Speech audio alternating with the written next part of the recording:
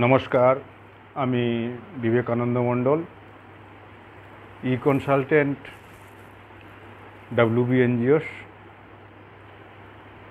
আজকের পর্বে যেটা আলোচনা করব যে আমাদের যে সমস্ত ক্লাব, এনজিও, সোসাইটি, ট্রাস্ট এরা 12 রেজিস্ট্রেশন কেন করবে,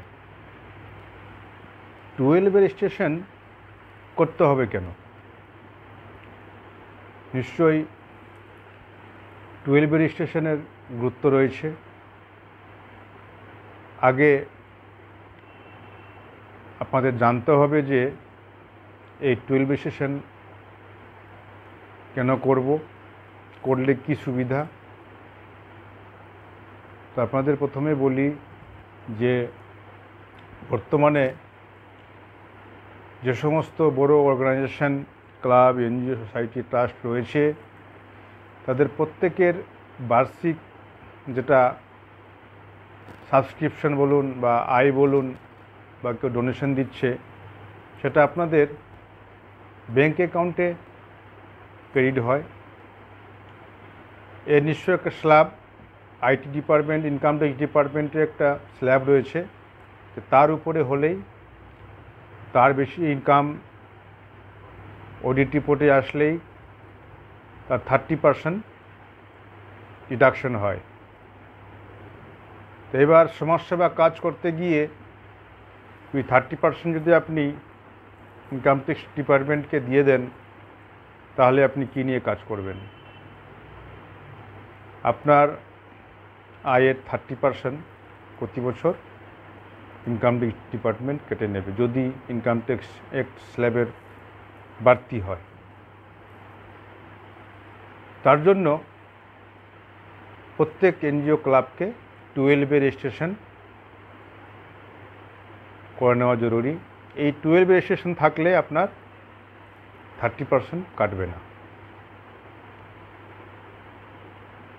এই 12 রেজিস্ট্রেশন করতে গেলে আপনাকে মিনিমাম 2 বছর অডিট রিপোর্ট এবং অ্যানুয়াল রিপোর্ট অবশ্যই দরকার। আর বিভিন্নভাবে যারা কনসালটেন্ট, যারা সিএ রয়েছেন, তারা 12 রেজিস্ট্রেশন করে থাকে, অথবা নিজেও করতে পারেন। যারা করতে পারবে তারা নিজেও করতে পারবেন, যাদের এই বিষয়ে ধারণা থাকে। তো এই 12 রেজিস্ট্রেশনের যে গুরুত্বটা, সেটা হলো আপনি যে কোনো ব্যাঙ্ক অ্যাকাউন্ট, সেভিংস অ্যাকাউন্ট খুলতে পারবেন। 12 রেজিস্ট্রেশন থাকলেই আপনি ব্যাঙ্ক অ্যাকাউন্ট, সেভিংস খুলতে পারবেন। না হলে আপনাকে ব্যাঙ্ক কর্তৃপক্ষ বলতে পারে যে আপনি কারেন্ট অ্যাকাউন্ট খুলুন। তার জন্য 12 রেজিস্ট্রেশন অত্যন্ত গুরুত্বপূর্ণ। আপনাকে 12 রেজিস্ট্রেশন করে নিলে আপনার যে কোনো ব্যাঙ্কে সেভিংস অ্যাকাউন্ট খুলতে পারেন। একটা গেল। দ্বিতীয়ত, এই 12 জন্য আপনি ট্যাক্সে যেটা ছাড় আপনি অবশ্যই পাবেন। এবার আপনাদের বলবো যে এই 12 রেজিস্ট্রেশনটা করতে গেলে বিভিন্ন এজেন্সি হোক, সিএ হোক, প্রচুর টাকা ডিমান্ড করে। এই 12 রেজিস্ট্রেশন এখন, আগে যেন এক ফাইনাল পাওয়া যেত, এখন সেটা প্রভিশনাল দেওয়া হয় 3 বছরের জন্য। তো আপনারা আপনাদের পরিচিত সিএ বা যারা এজেন্সিতে কাজ করাচ্ছেন, তাদের কাছে আপনি গিয়ে বলবেন। তারা হয়তো অনেক, কি বলবো আপনাকে, যা চার্জেবল হয়, অনেকে হিউজ চার্জেস চায়, অনেকে আবার কমের মধ্যে করে দেয়। তো আপনাকে এটা দেখে শুনে করতে হবে। যেখানে আপনার কম চার্জেস হবে সেটা আপনাকে করতে হবে।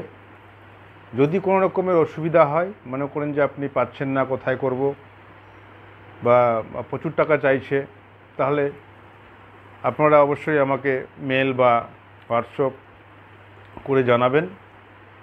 আমি এবং কি লিখেও দেবেন কত টাকা চাইছে। যদি কোথাও কমে করানো যায় অবশ্যই আমি হেল্প করব, যাতে আপনার সংস্থা 12 রেজিস্ট্রেশন হয়। আর এই বিষয়ে আপনাদেরকে আগে থেকেই বলে রাখি যে 12 রেজিস্ট্রেশনের বিষয়টা আপনাকে মাথায় রাখতে হবে যে প্রত্যেক এনজিও এবং ট্রাস্ট সোসাইটি করে নেওয়া ভালো এবং বাধ্যতামূলক। যদি আপনার ইনকাম সংস্থার ইনকাম স্ল্যাবের থেকে বেশি হয় তাহলে কিন্তু অবশ্যই 12 রেজিস্ট্রেশন আপনাকে করে নিতে হবে। তো আজকে আপনাদেরকে 12 রেজিস্ট্রেশনের গুরুত্বটা বুঝালাম। এই সংস্থাকে আপনাকে আগে নিয়ে যেতে আপনাকে 12 অবশ্যই লাগবে। এই 12 রেজিস্ট্রেশন আপনি যে কোনো জায়গায় করাতে পারবেন। আপনাদের বললাম যেটা, যে আপনারা ডকুমেন্টগুলো আবার বলে দিচ্ছি। ডকুমেন্ট আপনার